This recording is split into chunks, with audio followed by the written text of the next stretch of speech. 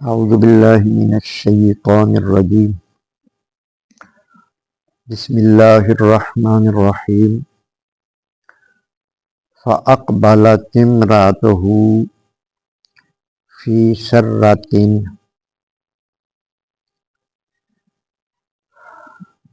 پس آئی آپ کی بیوی ماتھے پر بل ڈالتی ہوئی فسکت وجہہا اور انہوں نے اپنے ماتھے پر ہاتھ مارا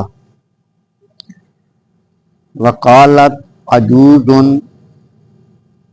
اور بولی میں تو بوڑھی ہوں حکیم اور بانجھ ہوں۔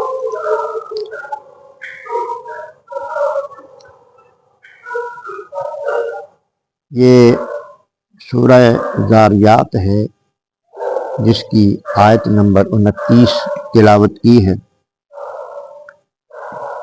29 سے شروع ہو رہے ہیں، آگے کچھ آیتیں پڑھی جائیں گی۔ اس میں ان فرشتوں کا ذکر ہو رہا ہے جو اللہ تبارک و تعالیٰ نے حضرت ابراہیم علیہ السلام کے پاس بھیجے تھے۔ پچھلی آیتوں میں ہم پڑھ چکے ہیں کہ حضرت ابراہیم علیہ السلام کے پاس انسانی شکلوں میں فرشتے آئے، ان کے مہمان بن کر۔ اللہ پاک اپنے حبیب صلی اللہ علیہ وسلم سے پوچھ رہے ہیں کہ کیا آپ کے پاس پہنچی یہ خبر ابراہیم علیہ السلام کے مہمانوں کی؟ تو حضرت ابراہیم علیہ السلام ان کے لیے ایک بچھڑا ذبح کر کے کھانا تیار کر کے لے آئے۔ جب انہوں نے کھانا نہ کھایا تو آپ کو فکر لاحق ہوئی، پھر آپ پہچان گئے کہ یہ تو فرشتے ہیں۔ تو انہوں نے فرشتوں نے عرض کی آپ کی بارگاہ میں، قالوا لا تخف، آپ پریشان نہ ہوں، خوف نہ کریں، وبشروہ بغلام علیم، اور ایک علم والے بیٹے کی خوشخبری سنائی۔ حضرت اسحاق علیہ السلام کی خوشخبری حضرت ابراہیم علیہ السلام کو سنائی کہ اللہ تبارک و تعالی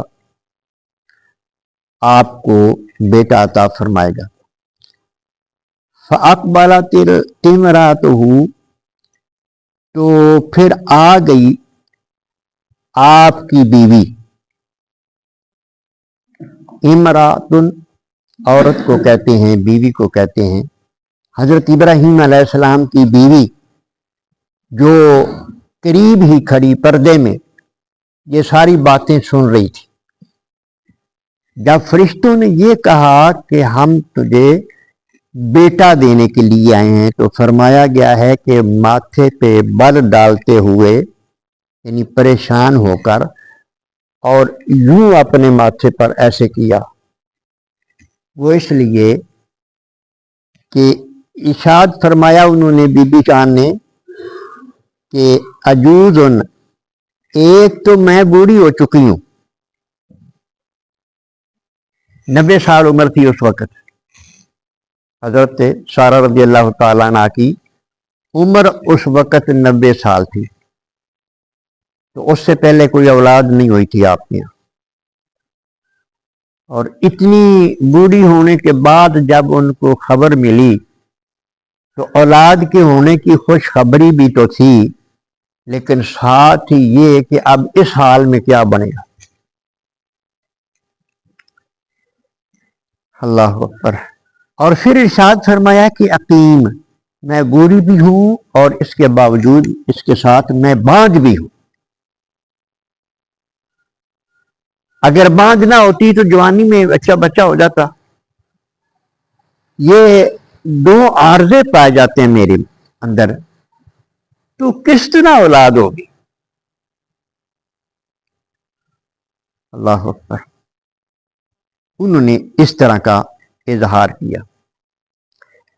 یہ جو لفظ ہے نا فسکت وجہہا، انہوں نے اب وجہ چہرے کو کہتے ہیں، فسکت مارنے کو کہتے ہیں۔ آپ یوں کہہ لیں، جیسے عام طور پر عادت یہ ہوتی ہے کہ جب کسی کو خبر ایسی ملے جو اس کو پسند نہ ہو یا اس کے لیے مشکل لگ رہی ہو اس کو، تو ایسے ماتھے پہ ہاتھ مارا جاتا ہے۔ وہ بھی یہی ہے۔ لیکن ایک طبقے نے ان سے پوچھی نا کہ یہ جو تم اپنا چہرہ پیٹتی ہو، جس کو تم ماتم کہتے ہو، ماتم کرتے ہو، اس کا ثبوت کیا ہے؟ تو وہ یہی آیت پڑھ کے ثبوت دیتے ہیں۔ حضرت سارہ بھی تو پیٹی تھی نا۔ ہاں جی، یعنی یہ حالانکہ وہ یعنی ایسا نہیں، وہ تو ایک تعجب کی بات انہوں نے سنی تو ماتھے پہ ہاتھ مارا۔ ہاں جی، تو یہ کہتے ہیں یہ سارا کی سنت ہے، یہ ماتم کرنا۔ یہ غلط مفہوم اس طرح لوگ لے لیتے ہیں آیتوں کا بھی۔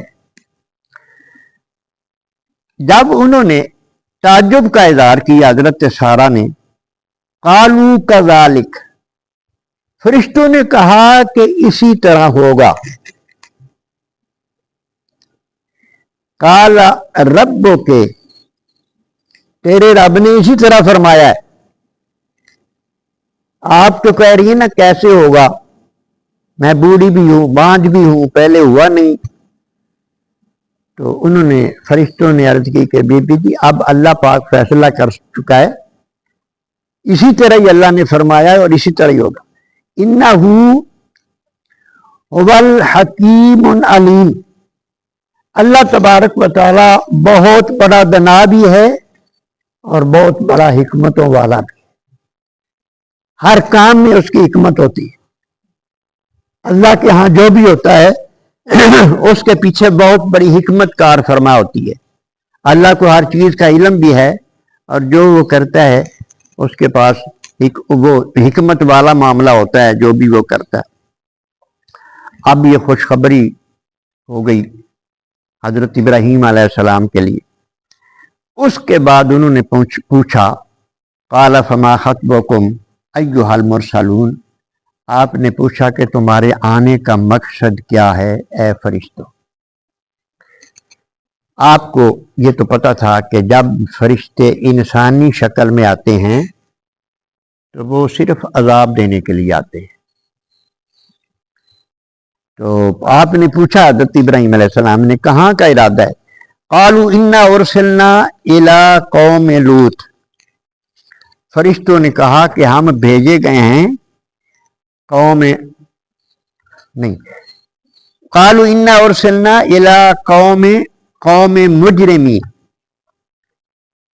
ہم مجرم قوم کی طرف بھیجے گئے، وہ جو اللہ تبارک و تعالیٰ کی نافرمان قوم تھی۔ یہ حضرت لوط علیہ السلام کی قوم تھی۔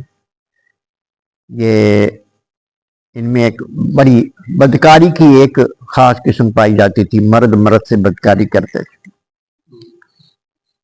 تو من حیث القوم جب یہ ان میں چیز پائی گئی تو اللہ نے ان کے لیے فیصلہ کر لیا کہ ان کو تباہ و برباد کرنا، ان پہ عذاب نازل فرمانا۔